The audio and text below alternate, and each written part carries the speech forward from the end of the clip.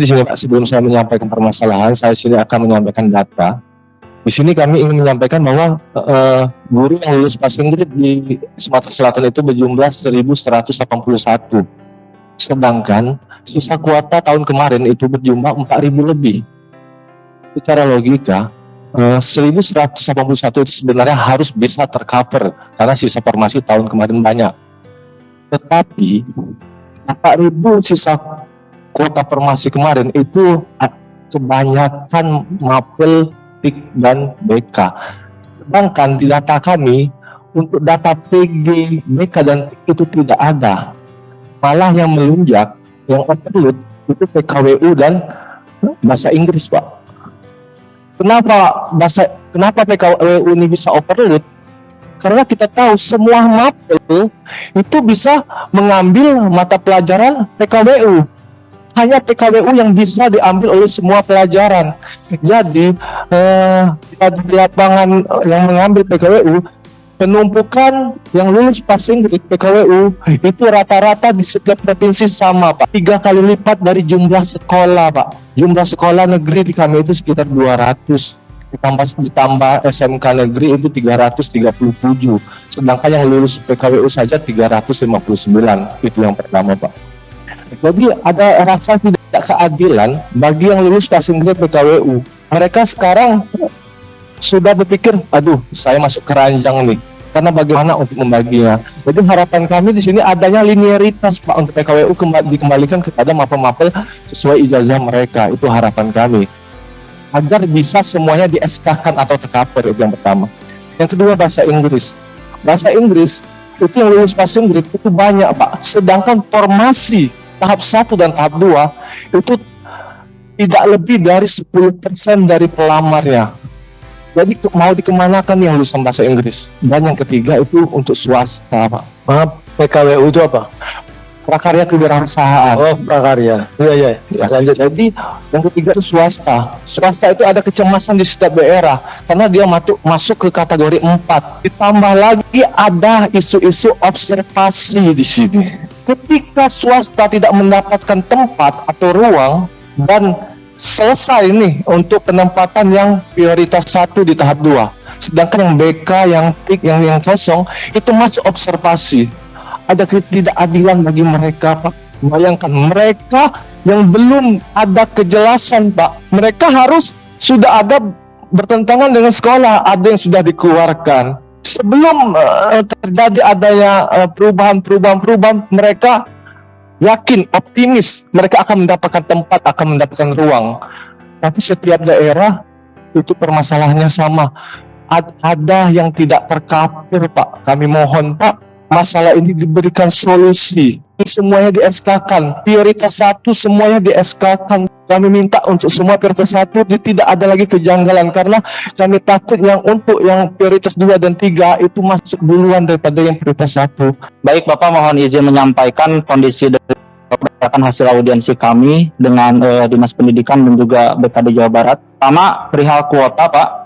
Kuota berdasarkan informasi sementara itu yang sudah diproyeksikan dengan Kemendikbud adalah sejumlah 10.267, Pak.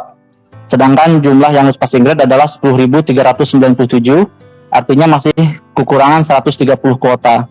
Waktu audiensi 1, kami mendapatkan informasi bahwa Pemda Jabar akan mengusulkan kuota untuk anggaran 2022 itu sebanyak 8.200-an.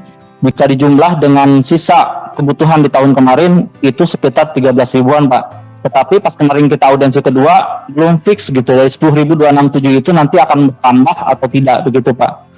Nah kemudian Bapak, dari 10.397 guru yang sudah lulus passing grade di Jawa Barat jenjang SMA sederajat itu hanya yang mendapatkan penempatan itu hanya berjumlah 6.425, Pak.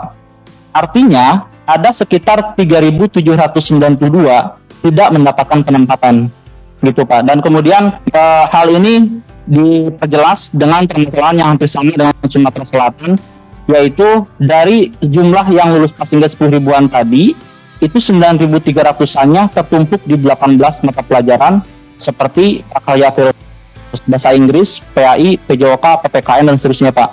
Gitu. Nah, jadi memang kondisi untuk prakarya ini Pak, kalau misalkan kebijakan dari pemerintah untuk mereka yang lulus passing grade itu nunggu sampai kapan gitu Pak, sedangkan perekrutan guru prakarya itu baru 2 tahun terakhir Pak.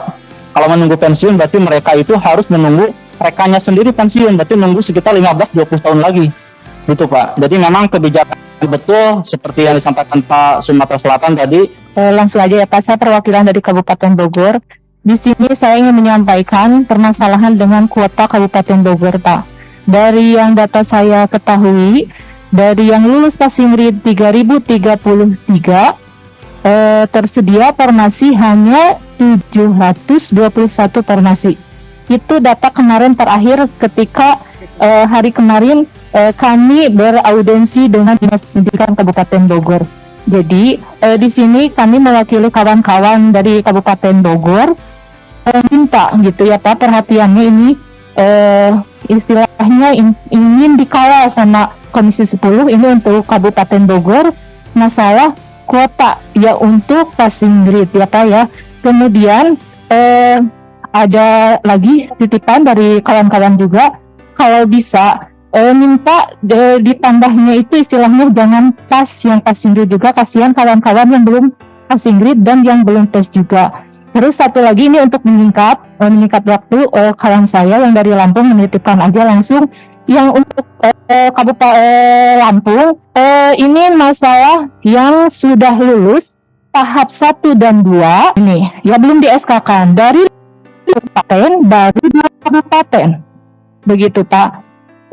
Kemudian untuk Lampung Selatan juga kurang kuota juga permasalahannya, jadi baik Lampung dan Kabupaten Bogor ini satu misi kita minta kepala daerahnya dipanggil Pak untuk penyelesaian guru yang lulus ini mau bagaimana gitu Pak, nasib kami yang sudah lulus passing grade. Nah jadi kami ini galau Pak, posisi nanti saat diangkat P3K itu ya kami ini ditempatkan di mana? Jika kami ditempatkan di sekolah asal, kami guru mapel dari SMP yang linear ke SD itu banyak yang sudah di resign Bapak. Untuk guru kelas yang P di swasta itu ada 383 Bapak. Jadi kalau untuk bercampur dengan guru mapel ada 482 untuk yang PG swastanya saja di Kota Palembang. Itu saja Bapak, terima kasih. Guru negeri yang lulus passing grade sehingga keluar dari sekolah dan belum mendapatkan sekolah untuk melanjutkan pengabdian nanti akan seperti apa apabila dapodiknya sudah di-cut. Nah, itu yang pertama. Terus kemarin juga saya habis kunjungan ke BKD, ada kasus guru PHK 18 tahun mengabdi di PHK. Dan kami mohon kepada Bapak pimpinan, ya kami di sini semua berharap pada Bapak, semoga kami di SK-kan secepatnya. Seperti itu Pak.